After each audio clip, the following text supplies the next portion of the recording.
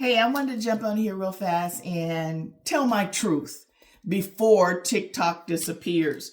And it's sort of like a blessing in disguise because I'm be honest, I can't do this. I am not an influencer. I'm not trying to be that. But I wanted to come on here and I have to pick and choose what I'm going to do because I have a full-time job. Don't know how long I'm going to take that or have that with this new administration coming in. Because I am a part of the DEI and Affordable Care Act and health equity and diversity. And so, yeah, don't know how long that's going to last. But anyway, I wanted to tell my truth as it relates to being on TikTok. But let me start with a story. Some years ago, I was in Manhattan, New York, and I was walking down. It was cold. It was cold there. And I was walking down the street, and I saw this man that was sitting on the street, all wrapped up in everything, homeless.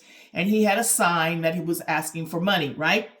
So as I walked by, I'm like, I'm saying prayers. This man needs to, it's so cold out here. And I read his sign.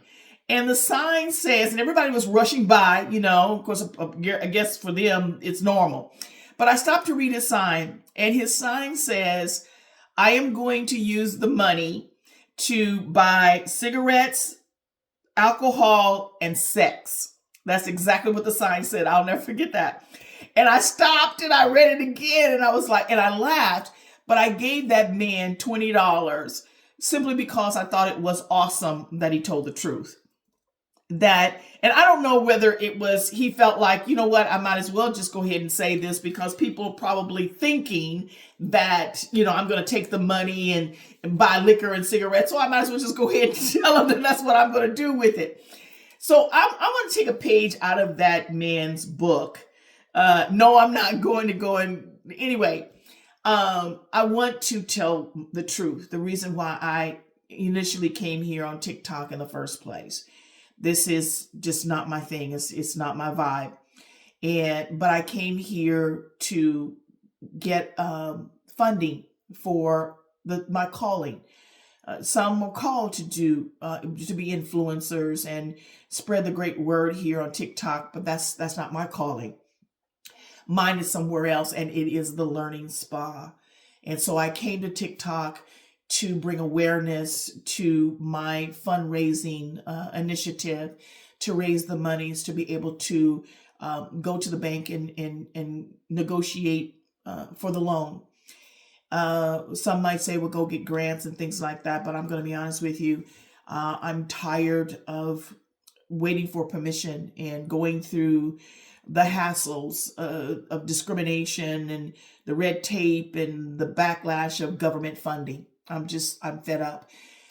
And more than anything, when I was growing up, I grew up on public assistance, and having the government in all in your business all the time was nauseating. And maybe it works for other people, but I just don't want to go down that road again, especially with this new administration that's coming in.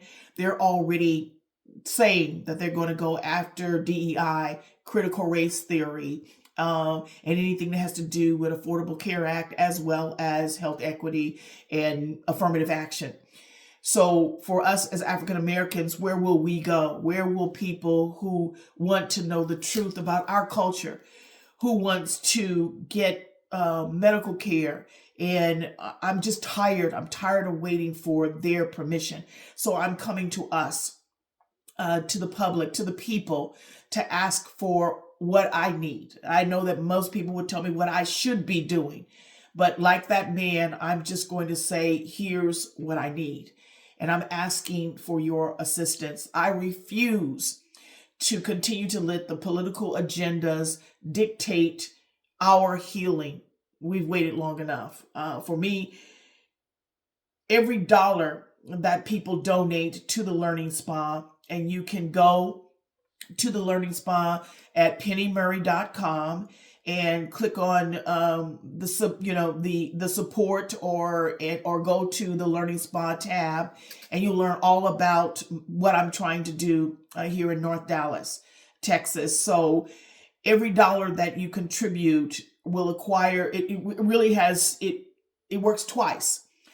I'm able to acquire, to go in and get the loan to acquire the property, the land for this initiative, as well as to create a safe space where people can stop pretending that we are okay and then do the work to be able to really heal without having to justify the need for it, if that makes sense. With my initiative with the Learning Spa, I envision where mental wellness, inner wellness takes priority without the stigmas. Now, the wonderful thing that about that man there in New York when I saw him, he didn't have the air of the victim that poor me, can you in a pitiful way asking for assistance. He was telling his truth. And he knew what he needed, and this is what he was asking for. So what I'm saying is that I'm not asking for charity. I'm asking for an investment into us. We say Black Lives Matter, and I agree with that.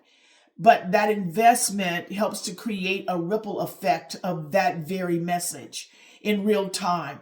Not waiting for others to do it for us, but we're able to do it for ourselves in an environment that relishes who we are. And so, not like I said, it has a ripple effect of stronger families and healthier minds, as well as it creates a cultural legacy and pride, because they're not trying to, with this next administration that's coming in, we ain't got nothing coming from them. And so again, I'm tired of waiting. I'm tired. And spoiler alert, we've waited long enough. It's time for us to take control over this, to take agency over our well-being. So the African American community has waited for centuries for this system, for this society to find a place or the consciousness to do right by us, the intergenerational trauma and things like that. They're not going to do it. So I'm coming to you and I'm asking for your assistance to help me to do the thing that I'm called to do, not TikTok. I'm asking for your assistance. If you really want to keep up with me, though, I had to pick and choose what social media, because I cannot be in every dogfight, because God forbid, you get on these social medias and you go down a rabbit hole and shit, 2 hours later, you realize you're still on social media scrolling through stuff and you ain't got a damn thing else done. So that's another thing that I just can't. I don't have the bandwidth. Also, you can follow me on Instagram, because I'm still there for the time being, and Threads. But again, keeping up with me will be on YouTube. I'm better at that, as well as my podcast that's coming up in January, Quiet Riot. You can find that anywhere you listen and get your podcasts from. But thank you. This was my truth. I just wanted to share with you before TikTok is gone, and where you can follow me after that. I'll talk to you later.